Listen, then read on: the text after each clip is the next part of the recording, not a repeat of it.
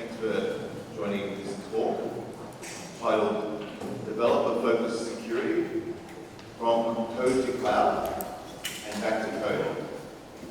What does that really mean? It means this continuous cycle of developers not only building application code, but also all of the configuration needed to deploy applications in the cloud in this kind of continuous automated feedback loop. That's what we're going to be focusing on. My name is Crowther. I'm the head of solutions engineering at Snyk. How many people have heard of Snyk before? This company with a strange name? A few people. For the record, it's pronounced Snyk, like your sneakers. And it stands for something. It stands for so now you know. So kind of a double meaning. It can mean sneaking around the network, sneaking around applications, and also so now you know more about your cloud infrastructure and your applications as a developer to actually fix security issues. So a bit about myself. I've been at Snyk around 16 months, so almost a year and a half now. When I joined in the Asia Pacific region, there was only sort of a handful of employees. Now we have over 60 employees in Asia Pacific. On a global level, when I joined Snyk, there was around 450 employees, and now there's over 1,500 employees.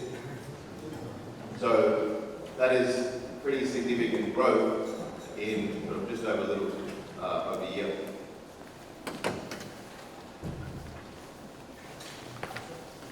So before I sort of dive into the topic here, the main topic, I want to give you a bit of context. Now we all know that digital transformation has changed the way that developers work over the last decade. We've gone from sporadic deployments, sort of every 3 months, every 6 months, in some cases, yearly deployments, to this more continuous deployment model, multiple times a day, and developers can pretty much deploy anytime they want when features are ready. That's the reality of today as well. Also, we've seen in 4 separate development teams and operations teams, and now we have obviously unified DevOps. That's been the sort of foundational movement in the cloud. We've gone from sort of archaic or waterfall type software development to more lean, agile methodologies, right? To iterate quickly, get user feedback, and build applications that users appreciate. And then finally, and this is a big topic, previously there was less external influences or dependencies, if you will, when building applications. Now we move to a more complex and sometimes opaque software supply chain model, where we have a massive ecosystem of choice for developers to use different open source projects and technologies in modern applications. And if you've been reading the news, I mean, the software supply chain is a big topic because of recent breaches, security breaches. So it's a big focus area for large organizations and foundations like the Open Source Software Foundation and the Open Source Security Software Foundation, Linux Foundation. They're all looking at building best practices around securing your software supply chain.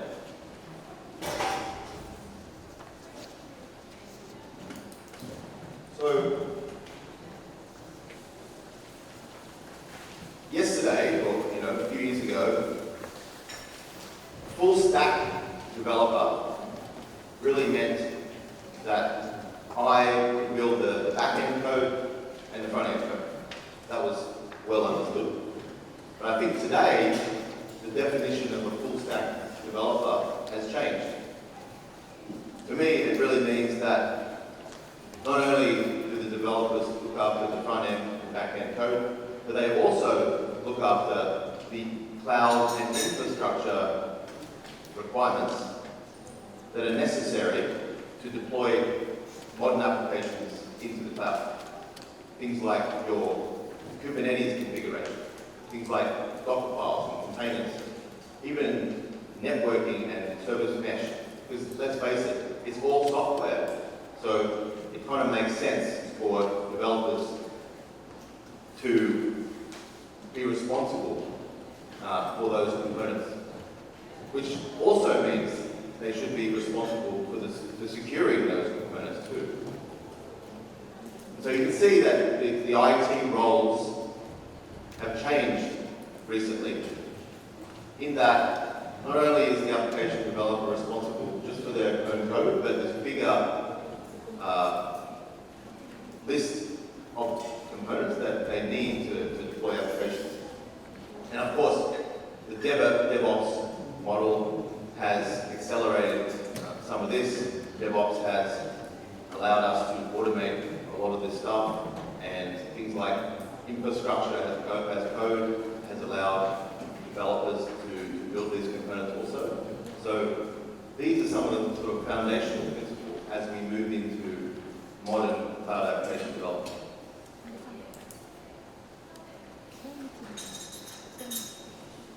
So we know that apps and cloud go together.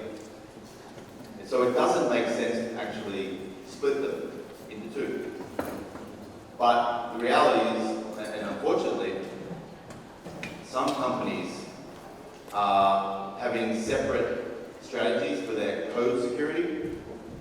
They may have implemented an open source and a static code platform for securing code, which is separate to the cloud team strategy around securing cloud assets.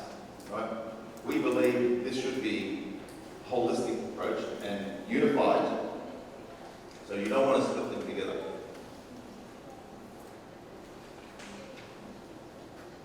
What you really want to do is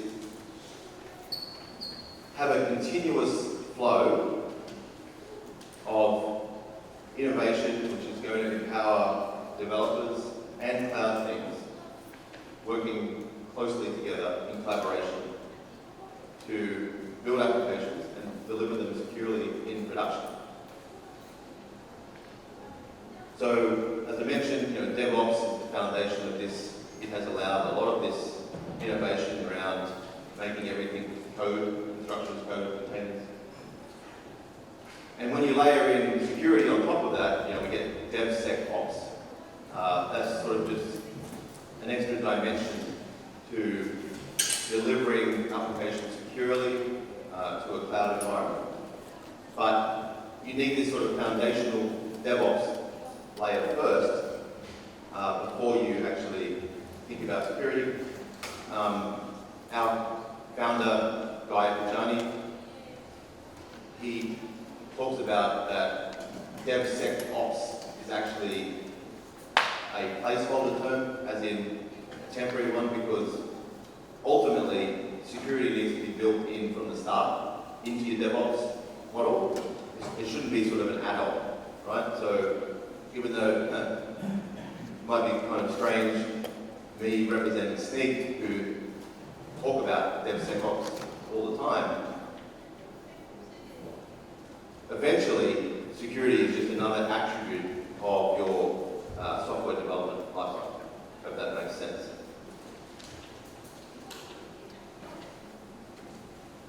So one thing I wanted to call out is the growth of developers around the world is accelerating. Currently, this year, there's about 32 million developers worldwide, and IDC estimates there'll be 43 million developers by 2025. So pretty significant growth. On the other side, though, however, there's a lack of cybersecurity experts. And in the US alone, right now, there's there's over 600,000 open, unfilled cybersecurity roles. And IDC will further predict by 2025 that there'll be 3.5 million cybersecurity roles that are open. And there's going to be a big shift in focus around application security skills because everything is becoming software, as I mentioned.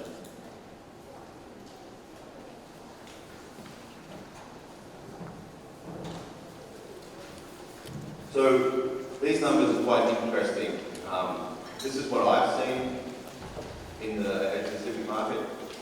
I might suggest otherwise, but 100 developers to every 10 cybersecurity experts to every 1 application security expert within a company. So if you narrow that down from an application point of view, 100 to 1. And in some cases, I've seen some extreme examples of 600 developers to a 1 application security expert. The point here is the security team are totally overwhelmed by the pace of developers, and they cannot be responsible for security alone. It's going to be a joint effort.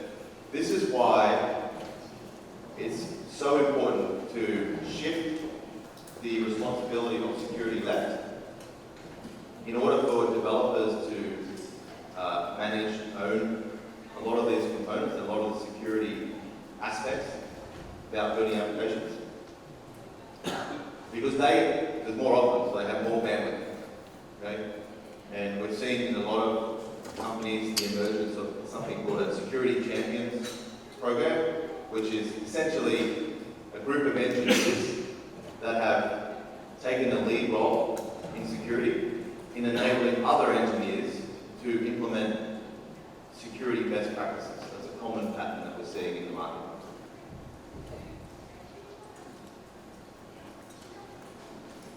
So let's make it a bit real here. Take a typical SDLC, software development lifecycle. And I think this should be pretty familiar to most people. Developers are responsible for application code, their dependencies, and they move it along the pipeline here until it gets deployed to the cloud. They're on their desktop, writing their code. They may commit it into a source control system like GitHub, Git-based system. There's a pipeline, CI/CD builds the code and deploys it. They may store artifacts like container images in a registry, and ultimately it gets deployed into the cloud. And then once it's in cloud, we continuously monitor and protect those applications. I think this path is well understood, right? What is not well understood, though, is this concept of code to cloud. A lot of folks, a lot of companies out there are starting with the cloud first and sort of going backwards from right to left. Instead of the natural ways from left to right, building everything as software, testing, scanning along the way. They start with the cloud and sort of reverse engineer almost the code and the configuration to suit their cloud deployments. So we see that a lot. But I think what you should be doing is linking the application code and your infrastructure requirements, things like containers, infrastructure as code. Hopefully everyone's familiar with infrastructure as code, but things like Terraform, cloud formation that allow you to define infrastructure as code. If you treat your application code with your cloud configuration as holistically as an app, let's say, I mean, it's all code, then you can apply the same testing model and therefore security testing coverage across all that you don't link application code and cloud configuration, you're going to spend a lot of time manually trying to fix security issues, or any issues actually, in the cloud, and mapping that back into code, right? Which is a lot of technical overhead you don't need. Make sense? Delayed response for the translation. Alright, so what you really want is a coverage model of code to cloud and back to cloud. What does that really mean? It means having this single policy engine here that's going to treat your apps and your cloud configuration as the same thing. And that same policy engine is going to manage applications and configuration in the cloud once it's deployed, so that you can come back to the source code if you need to make changes and redeploy. It also means this concept of drift. So you may have some infrastructure as code configuration, whether that be Terraform or Kubernetes. And you might have running applications in production. But there might be drift, as in someone or something has actually changed your cloud environment. For example, they've gone into the AWS console and opened up a port, for example, and forgotten to close it. Right? You now have drift because that configuration, the actual state, is different from the desired state. Right? That's a drift. Another example, if you need to scale up your website, add many more instances to handle the traffic or the load. It might be, Black Friday sales for an e-commerce site, right? That is now different to the actual source code. Or, in the malicious sense, someone may get into your cloud environment and spin up a bunch of VMs to do crypto mining, right? So that's also considered drift. You had some managed resources. Now these unmanaged resources show up. We should alert the cloud team and if they're legitimate, add those back into the source code. Right?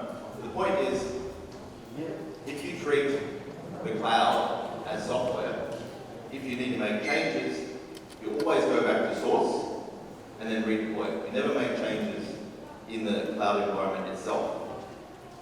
This way, you've got a full audit log because you can check in the infrastructure as code files in source control. It can be versioned, branched, etc. You don't have that ability, obviously, in production. And there's a full audit log as well, and you can automate it, of course, as well. So that would be my advice: is treat everything as code. The other interesting piece as well about going from cloud back to code is this concept of context. So when you deploy applications into the cloud, you, as a developer, it's quite interesting to understand how your applications are being utilized by real users. For example,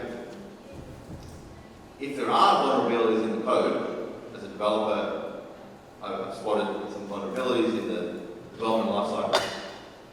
I want to know if that particular code is actually being executed right now in production. Now, having that context will allow me to prioritize those particular issues first, because they're more immediate, and help me triage the most important issues first.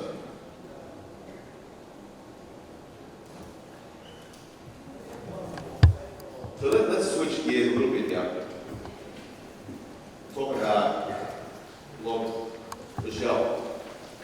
Hopefully everyone has successfully patched their production environment by now. Come talk to us if you haven't. So the reason why I want to talk about this one is particularly interesting because log4shell is pretty easy to detect in your cloud environment. However, it's non-trivial, it's harder to actually fix it. And I'll get into the details why. But let's think about that for 1 second. What information do developers need to help them solve security issues? Right? That's the question. Now, I spoke before about shifting left, developers owning responsibility for security, that's great. But developers need help as well from tooling. Now they can use cloud security tools or a CSPM, security posture management, which is going to help them a little bit, but it's not the whole picture. Cloud security tools are great and you definitely need them, especially if you do have a log4shell type vulnerability in production, because you want the ability to mitigate that risk right now. So they're definitely required. But it's not the full picture. And the cloud security tools can give you things like cluster name, virtual machine name, container name, service name, etc., which is all useful for a developer troubleshooting issues. But what they really want is, what line of code do I need to change, and what do I need to change it to? It's as simple as that. That's the kind of detail that developers need in their day-to-day work, so that they can spend 99% of their time building features and functions for the business, and less time dealing with this sort of technical overhead when these issues come up. That's the reality. Now, even giving developers the context around line of code or lines of code change is not enough. It's actually non-trivial in the sense that with Log4j, over 60% of the occurrences of Log4shell were what we call transitive or indirect dependencies, meaning that developers and application owners may not have even been aware that they actually had this vulnerability running in production. Right? It's because they introduced some other open source libraries that had dependencies on Log4j, and in some cases quite nested. I brought in this library A, they brought in library B, they brought in library C, they ultimately brought in Log4j. So as you can see, it's quite a complicated problem to solve, because it's sort of unknown. Developers, security folks weren't even aware that this thing was even in their environment. So you need tools that are not only going to tell you what direct dependencies you have on your application, but all the nested dependencies as well. That's really important. And if you look at the statistics on the internet, over 80% of vulnerabilities and issues that occur are in these indirect dependencies. That's just the reality of open source. Open source is great, we can't do without it, but just be aware of the hidden risks.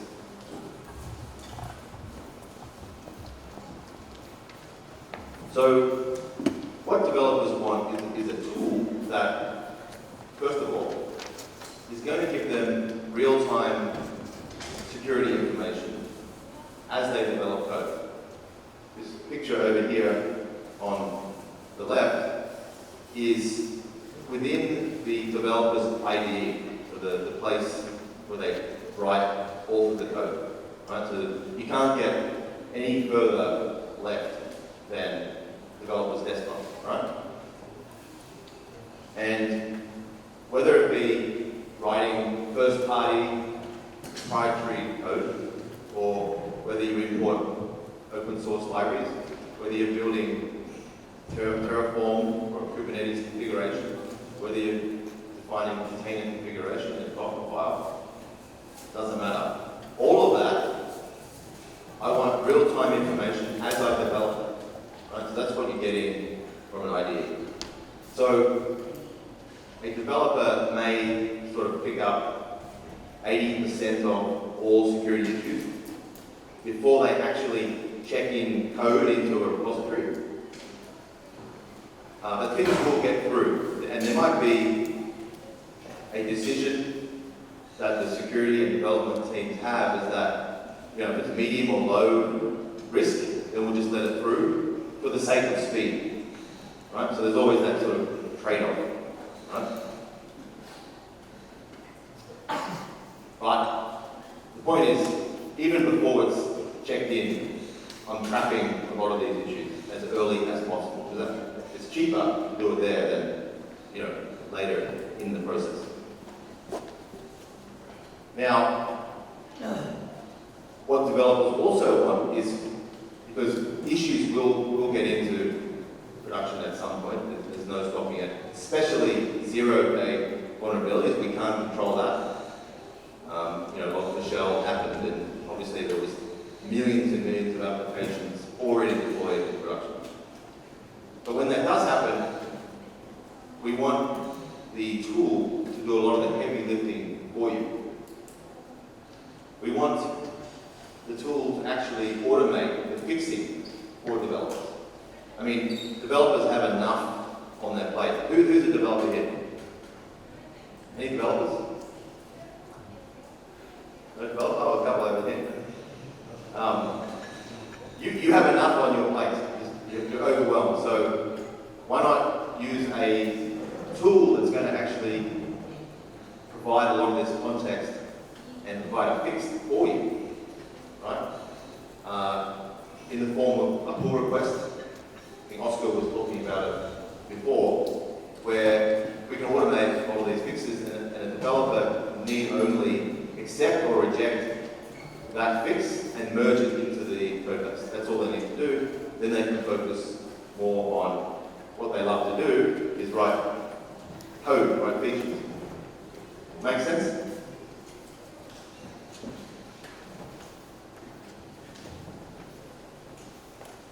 So I wanted to sort of summarize what I've been talking about in this slide, which is there's three key reasons why you should empower developers to handle and be responsible for security. Okay? Number one, simply the pace of innovation of developers meeting the requirements from the business is too fast for the security team to keep up alone. And there's too many issues like Log4j and other security issues that need to be fixed. Right? Number two is the fact that 100 to 1 developers to security experts within a company, they need to shift the responsibility, because developers are going to have more bandwidth. The security team will become a bottleneck if you don't. And number three is the fact that everything is software, everything is code. Your infrastructure, your containers, your networking, your cloud, obviously, is one big app. So it kind of makes sense for developers to build and manage these components also, but then they have the added responsibility to make sure that those components are also secure. And I think it's going to take the development team, the cloud team, and the security team to work together and deliver this continuous DevSecOps model in order to go fast and deliver the requirements from the business, but also be safe and secure. So that's it. That's all I had. Thank you very much. I guess we'll open it up for questions.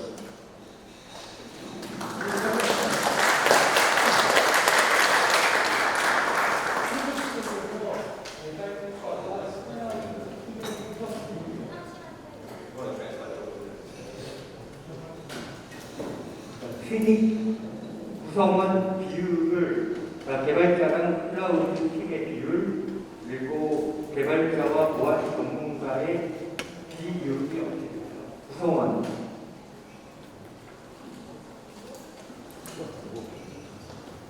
What we do internally at Snyk. So let me repeat the question.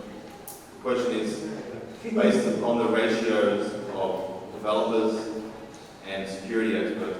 What do we have at Snyk? Yeah, it's a great question. Great question. I think it's pretty much similar to what I said, although obviously we're a security company, so we have an additional team that are building our intelligence database, which that's our product, right? But if you look at sort of our InfoSec team, it's quite lean compared to the number of developers that we have. But yeah, we do have about 30 people in our security intelligence team building things like machine learning jobs to improve the accuracy of our results. Hope that answers the question. Thank you. Any other questions? In English or Korean? 질문 받겠습니다.